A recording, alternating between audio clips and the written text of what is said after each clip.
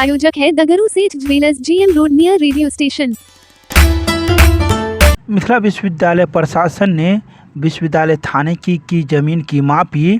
जमीन को लेकर कई दिनों से चल रहा था संशय।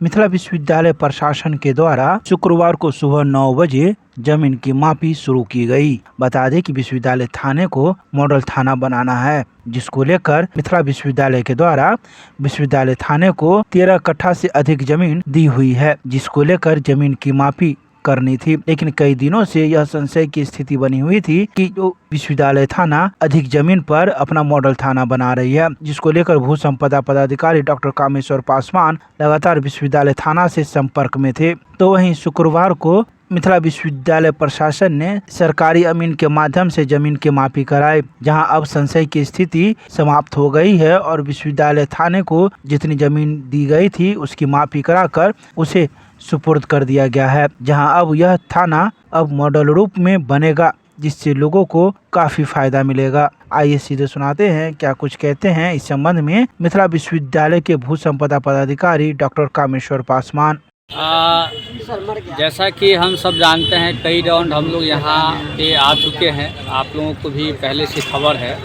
और ये मिथिला यूनिवर्सिटी के अंदर में जो थाना ललित नारायण मिथिला विश्वविद्यालय थाना पहले से चल रही है, उसी में यहाँ पे एक मॉडल थाना बिल्डिंग के रूप में बनाने का है सरकार की योजना, जिसमें विश्वविद्यालय को जो भूमि है वो पहले से जो हम लोग 9 कट्ठा दिए हुए थे, बाद में 4 कट्ठा समथिंग था, उतना ज़मीन हम लोगों ने विश्वविद्यालय को की तरफ से NOC दिया था।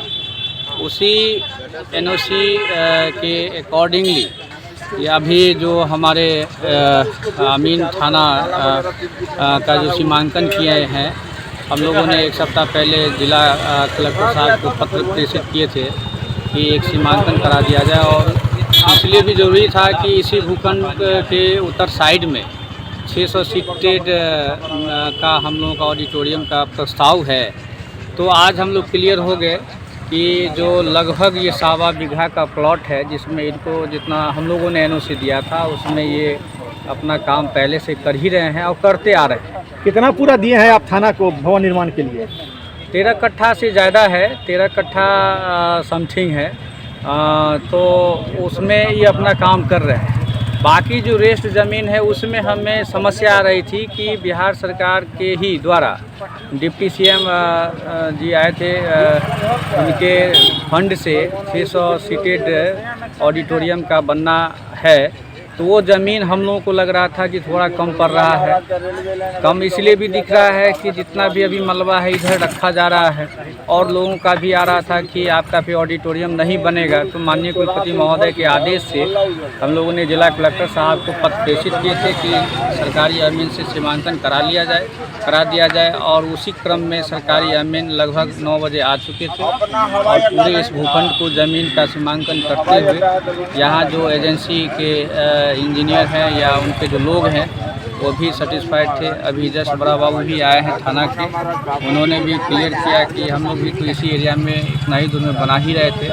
तो अब जो भी दुविधाएं हैं हम लोगों के बीच में चल रही थी या भी बाहर से, तो सारी दुविधा खत्म हो गई है और कहीं कोई ऐसी बात नहीं है। नहीं, कभी रोके भी नहीं है। रोकने का एक दिन हम स्वयं आए थे कि रोके भी थे, लेकिन हमें लगा था कि हमारा जो भूखंड है उसमें थोड़ा सा इधर बढ़ा जा रहा है, जिसमें हमको ऑडिटोरियम में दिक्कत आएगी। लेकिन अभी क्लियर हम लोग हो लिए हैं कि जो बायलॉज इनको जिस के हिसाब से इनको गाइडलाइन मिला हुआ है बिहार सरकार भवन निर्माण की तरफ से, उस पर ये अपना बना रहे हैं। कहीं कोई दिक्कत नहीं है, कोई समस्या नहीं है। आप लोगों का भी सहयोग रहता है बीच बीच में।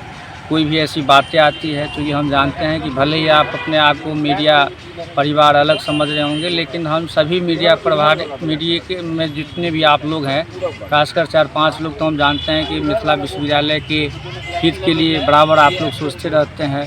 तो आप लोगों के सहयोग से भी आज ये सीमांकन हम लोग करवा पाए हैं, इसके लिए आप सबों को भी बहुत बहुत धन्यवाद। संशय खत्म हो गया ना? हाँ, संशय कुछ भी नहीं था, संशय कुछ ऐसा था नहीं, लेकिन फिर भी एक प्रक्रिया थी कि हमने जो सीमांकन किया, सीमांकन 2021 में भी ज़मीन की हुई भी थी, जैसा कि आज फाइल से हम लोगों ने देखा है। लेकिन चूँकि बिल्डिंग आज बन रही है तो इसको थोड़ा सा और हम लोग बेटर कर लिए, क्लियर हो लिए हैं, और ऐसी कोई संशय की बात नहीं थी।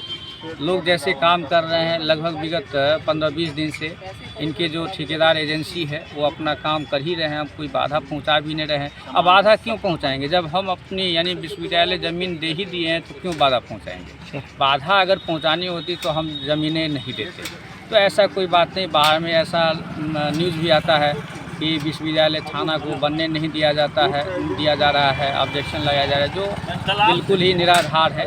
ऐसी कोई बातें नहीं है, और थाना का जो मॉडल एक बिल्डिंग है उसके हिसाब से अपना ही बनाया। परिचय दे दीजिए। मैं डॉक्टर कामेश्वर पासवान, भू क्षमता पदाधिकारी, ललित नारायण मिथिला विश्वविद्यालय दरभंगा।